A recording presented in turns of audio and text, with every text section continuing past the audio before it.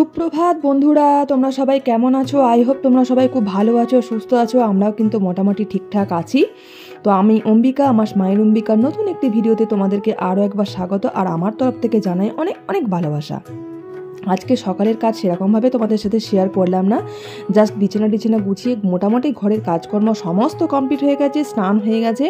তো এখন আমি স্নান করার পর যেটুকু আর কি আমাদের মানে হাউস ওয়াইফদের বলতে পারো, মানে স্ত্রীদের আর কি করা উচিত, এই সিঁদুর টিঁদুর পরে নেওয়া, এগুলো আমি করে নিচ্ছি। তো স্নান টান আমার সব হয়ে গেছে, নিজে একটু দেখতেই পাচ্ছ রেডি হয়ে নিচ্ছি, আর একটু সাজুগুজু করছি। কোথায় যাচ্ছি কি না সবটা বলছি তোমাদেরকে। তো আমরা দেখো আজকে গাছে কতগুলো ফুল ফুটেছে। মেয়ে আজকে গাছ থেকে ফুলগুলো তুললো, এখন জাস্ট এবার পুজোগুলো করবো, মানে পুজোটা আমি সেরে নেবো। মেয়ে হচ্ছে গাছের ফুল ফুটেছে, ও তুলবে, ওর একটা বিশাল আনন্দের ব্যাপার। আর আমি না এখন পুজো করতে বসে গেছি। রাত্রেবেলাতে তোমার যে ঠাকুরের আর কি বস্ত্রগুলো দেওয়া থাকে সেগুলো তো খুলে দিই এখন সকালে, আর এখন আবার পুজো টুজো করে আবার সন্ধ্যার সময় সেগুলো পরে নিই। আর সকালটায় পুজোটা করতে না পারলে না মনটা একেবারে ভালো লাগে না। আজকে যাব, সাজুগুজু করেছি, তার কারণ একটাই, আজকে যাব একটা ভগবানের কাছেই যাব। আমাদের বাড়ির পাশেই আর কি, মানে মা কালীর আর কি বাৎসরিক পুজো হচ্ছে, তো সেখানে যাব। দেখো এতদিন আছি এখানে, কোনো দিন যাইনি। মানে ভগবান বলে না যে যতক্ষণ না টানবে ততক্ষণ কিন্তু আমাদের কোনো কিছুই হাতে নেই। সে কারণে মা যতক্ষণ না চাইবেন আমরা কখনোই সেখানে মায়ের কাছে পৌঁছাতে পারবো না। হয়তো এখন মা চেয়েছেন তাই যেতে পারছি, একদম বাড়ির পাশেই আমাদের, কিন্তু কখনো যাইনি বা মনেই হয়নি যে যেতে পারবো, মানে হয়নি ব্যাপারটা। কিন্তু আজকে হঠাৎ করেই প্ল্যান হলো, আর হঠাৎ করেই সবাই মিলে আর কি, আমাদের ফ্ল্যাটের সবাই মিলে আরও অনেকেই যাব। তো বেশ মনটা খুশি খুশি লাগছে, বেশ ভালো লাগছে। আর মায়ের প্রসাদও ওখানে গ্রহণ করে আসবো। আর মায়ের প্রসাদ পাওয়া মানে তো এতে বললাম একটা ভাগ্যের ব্যাপার। মায়ের কাছে যে যাব সেটাই একটা আলাদা রকম টান, তাই না? মা চাইবেন তবেই না সব কিছু হবে, সব কিছুই মায়ের ওপরেই, সব কিছুই আমাদের ভগবানের হাতে। তো সে বেশ ভালো লাগছে, আনন্দ লাগছে। মেয়েকেও রেডি করে দিয়েছি, আর সাথে তো আমি একবারে স্নান করে রেডি হয়েই নিয়েছি। এখন যাব মায়ের কাছে। আর আমার বাড়ির আর কি যে ভগবান, সেখানে আর কি ভালো করে সুন্দর করে পুজো করে নিলাম নিজের ঠাকুরকে, তারপর আর কি ওখানে যাব। আর কি বলো তো, এই যে পুজো টুজোর ব্যাপারগুলো, এগুলো যেন একটা আলাদা রকম শান্তি লাগে মনে, তাই না?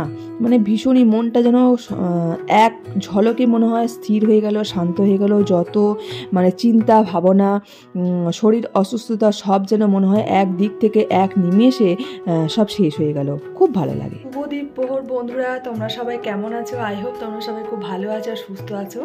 তো এখন হচ্ছে বাজে ঘড়িতে ওই প্রায় একটা বাজছে, পুরো একদম ঘড়ির কাটায় একটা। আজকে সকাল থেকে ভিডিও শুরু করিনি, আজকে এই দুপুর থেকেই ভিডিও শুরু করছি। আজকে একটু অন্যরকম করে ভিডিওটা করছি। প্রত্যেক দিন তো রেগুলার ঘরের কাজকর্ম, বিছানা গোছানো, এইসব সব কিছু আর কি তোমাদের সাথে শেয়ার করি। আজকে একটু অন্যরকম করছি। তো এখন একদম দেখতেই পাচ্ছি একটু সাজুগুজু করে নিয়েছি, এখন আমরা রেডি হয়ে নিয়েছি। এখন যাব, আমাদের পাশে মন্দির আছে, তো ওখানে আর কি কালী পুজো মানে হচ্ছে আর কি, মানে বাৎসরিক কালী পুজো। তো সেখানে আর কি যাবো প্রসাদ খেতে। তো সেই জন্য রেডি হয়ে নিয়েছি, আরও আমাদের অনেকে সবাই যাবে। তো সবাই মিলে একসাথে মিলে যাবো। এখন পুজো টুজো দিলাম, তোমরা দেখতে পেলে পুজো হয়ে গেল, সব হয়ে গেছে। তো এখন এবার যাবো, চলো। তো তোমরা সবাই অবশ্যই ভিডিওটা কন্টিনিউ করো, আশা করছি তোমাদের খুব খুব ভালো লাগবে। তোমরা সবাই প্লিজ পাশে থেকো। তো চলো, টাটা।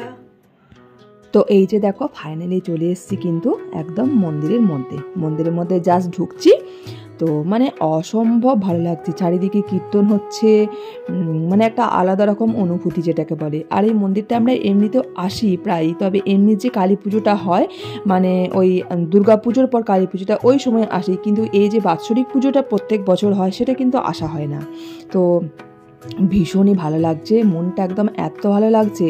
আর ওই যে দেখো সবাই একটু মাকে দর্শন করে নাও, আর সবাই মানে ঠাকুরের কাছে প্রার্থনা করো। আমিও প্রার্থনা করি যে মা সকলকে খুব ভালো রেখো, সুস্থ রেখো, তুমি তো সর্বজনীন, তুমি তো সব কিছুই পারো, সকলের মঙ্গল করো, সবাইকে ভালো রেখো, পুরো পৃথিবী ভালো রেখো, তুমিও খুব ভালো থেকো, সুস্থ থেকো মা, এটাই মায়ের কাছে কামনা করলাম। আর চারিদিকের মন্দিরের ভিতরটা এসছে এরকম বেশ ভালো লাগছে, একটা আলাদা রকম শান্তি লাগে।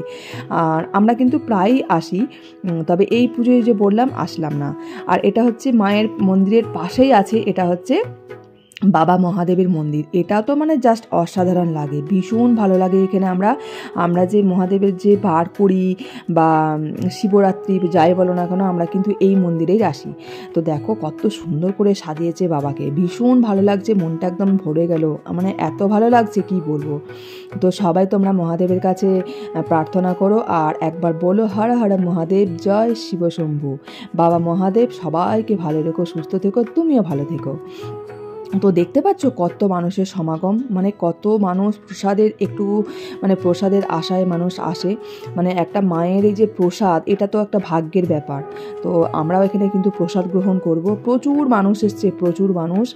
তো দেখো ফাইনালি কিন্তু বসে গেছি, শাল পাতা, তার উপর দিয়েছে বেগুনি আর একটু করে পোলাও, একদম অমৃত যাকে বলে। পোলাওয়ের সাথে দিয়েছে আলুর দম। আমরা দেখো আস্তে আস্তে কিন্তু খেতে শুরু করে দিয়েছি। মায়ের প্রসাদ এবার শুরু হলো, এবার দিয়েছে খিচুড়ি, আর খিচুড়ির সাথে দিয়েছে একটা মিক্সড সবজি।